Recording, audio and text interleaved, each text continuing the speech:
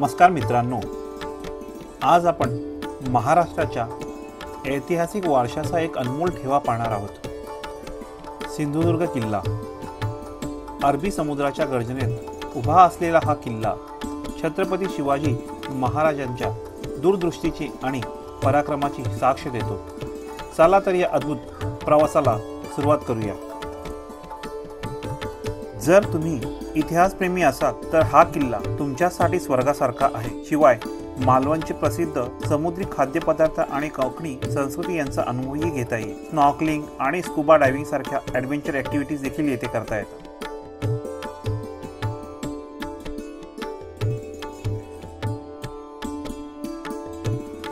सिंधुदुर्ग किल्ल्यावर पोहोचण्यासाठी आम्ही प्रथम बोटीची वाट पाहिली।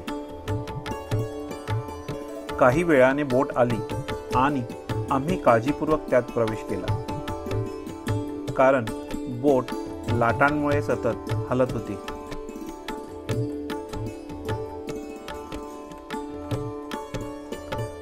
लाटांचा जोर एवढा होता की प्रवास थोडासा अवघड आणि रोमांचक वाटत होता। बोट लहान असल्यामुळे अधिकच धडकी भरवणारा अनुभव आला, मात्र समुद्राचा निळाशार विस्तार आणि सागराच्या गार वाळ्यामुळे प्रवासाचा आनंदही घेतला।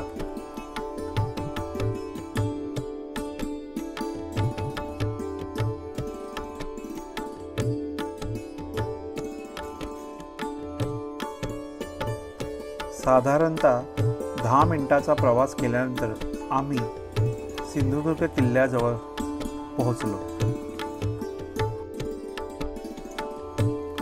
सिंधुदुर्ग किल्ल्याचा इतिहास अधिक चांगल्या प्रकारे समजावा म्हणून आम्ही एका अनुभवी गाईडला सोबत घेतले। त्यांनी आम्हाला किल्ल्याच्या बांधणीची, इतिहासाची आणि गुपितांची सविस्तर माहिती दिली।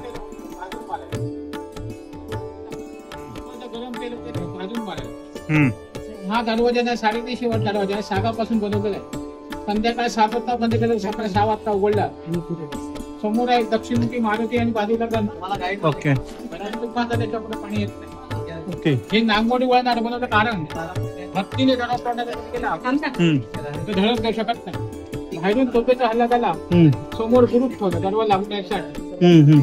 संपूर्ण 48 एकरचं कुंट नावाचं खडकाळ बेट होतं। कुंट नावाच्या बेटावर 1664 मध्ये किल्ला बांधला।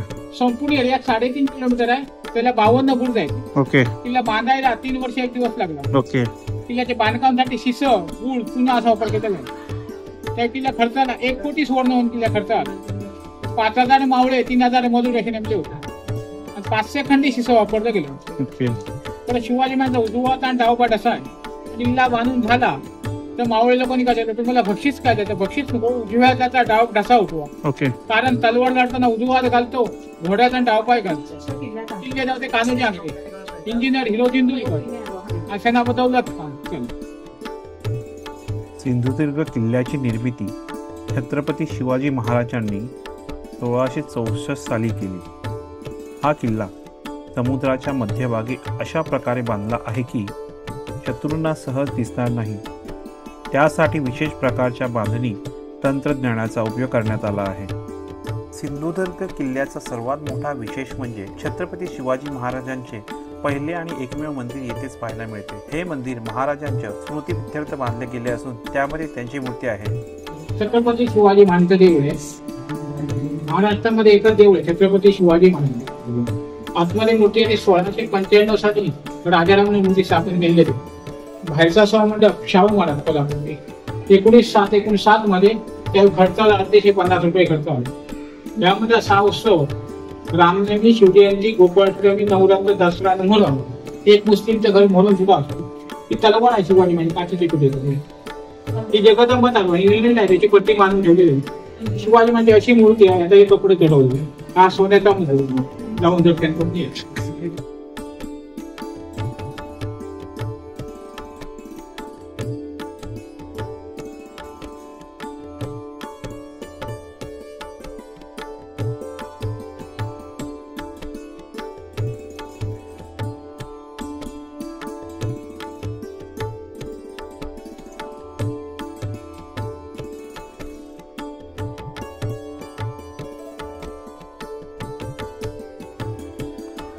आपण हा भुयारी मार्ग पाहू शकता।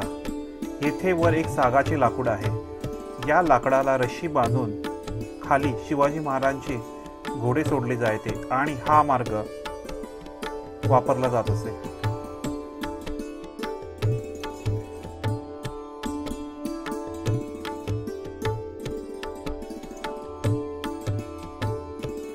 दहीबाग खारं पाणी असून मध्ये गोड पाणी। आता विहीर खोदलं तर खारं पाणी निघतं। शिवाजी महाराज खोदलेल्या पण गोड्या पाण्याच्या विहिरी आहेत। शिवाजी महाराज शंकरचे अवतार होते। शंकरपीठीचा आकार लाटिनी म्हणून त्याची पद्धत का ती विहिरींना विष टाकायची पद्धत होती।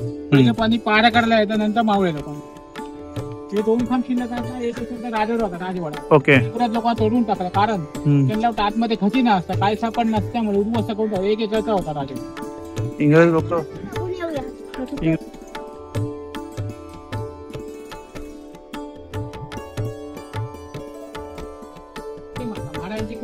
ओके बरोबर। 1664 मध्ये मूर्ती स्थापन केलेली भवानी माता। दर शुक्रवारी खोबऱ्याचा रस लावला जातो, मूर्ती चांगली राहते। 350 वर्षापूर्वी मूर्ती आहे। दरवर्षी गोंधळ असतो भवानी मातेचा। दुपारला ब्राह्मण जेवण 6 वाजता गोडं जेवण जेवतात, बाहेर मटण जेवण बकरा कापतात। समुद्राच्या पलीकडे एक जांभळं खडक आहे, तिथे शिवालय खडकावरती शंकरापिंडी, गणपती, सूर्य, चंद्र, नंदी कोरला कारण पूर्वी ब्राह्मण समुद्र मंडळून घाबरले। किल्ल्याच्या भूपूजन किनाऱ्यावरती झालं। नंतर भवानी मातेची मूर्ती स्थापन करून नंतर किल्ला मंडळाला सुरुवात झाली। म्हणजे पहिलं मंदिर झालं नंतर।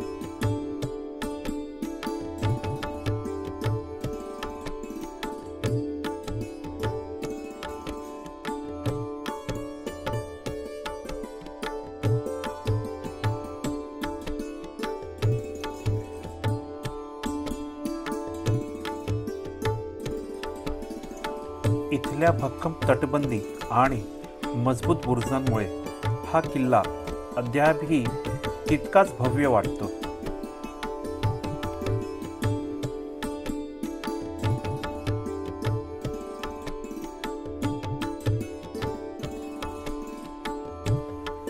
किल्ल्यात पाण्याच्या टाक्या अजूनही आहेत, ज्या त्या काळी सैनिकांसाठी पिण्याच्या पाण्याच्या मुख्य स्रोत होत्या। गुप्त बोगदे देखील पाहायला मिळाले, जे युद्ध काळात वापरण्यात येत असत। ओके, ते डीप खड्डा झाला ते दिसतंय।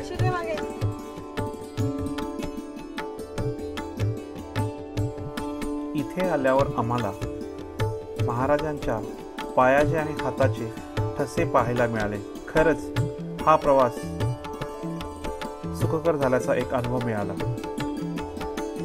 समुद्राच्या मधोमध उभा असलेला हा किल्ला एक अभेद्य वास्तू असल्याचे प्रकर्षाने जाणवते। सिंधुदुर्ग किल्ल्याची सफर हा एक अविस्मरणीय अनुभव ठरला। इतिहास, निसर्ग आणि रोमांच यांचा सुंदर संगम येथे पाहायला मिळाला।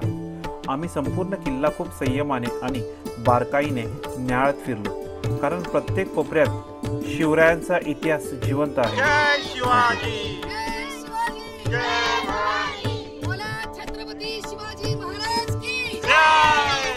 तुम्हालाही महाराष्ट्राच्या इतिहासाची गोडी असेल तर नक्की एकदा सिंधुदुर्ग किल्ल्याला भेट द्या। मान मान मान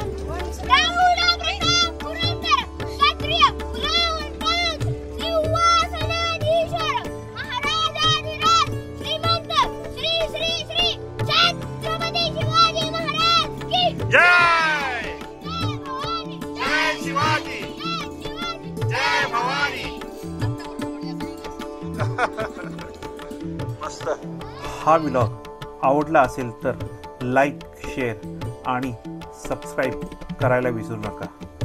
धन्यवाद।